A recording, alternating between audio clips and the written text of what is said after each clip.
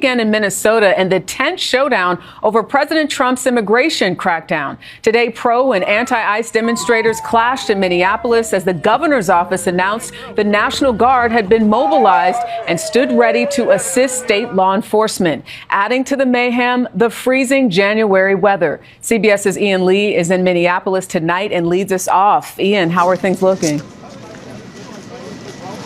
Jerika, it's brutally cold, feeling well below zero, but the deep freeze did not stop demonstrators today, protesters for and against the ICE crackdown in the state.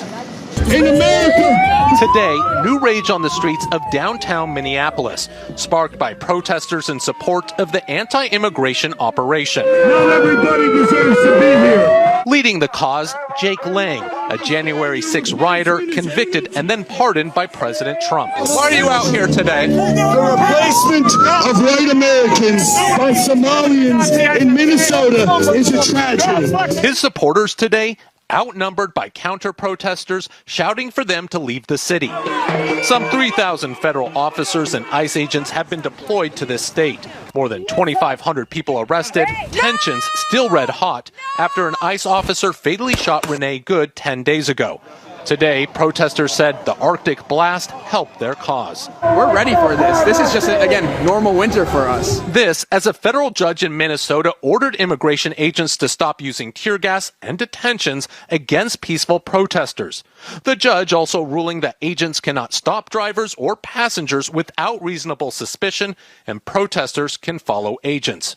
Border Patrol Chief Gregory Bovino had this reaction today. We're going to continue to use that minimum amount of force necessary to accomplish our mission. The Justice Department is now investigating Minnesota Governor Tim Walz and Minneapolis Mayor Jacob Frey, accusing them of impeding federal immigration agents. Walz punching back, posting the only person not being investigated for the shooting of Renee Good is the federal agent who shot her.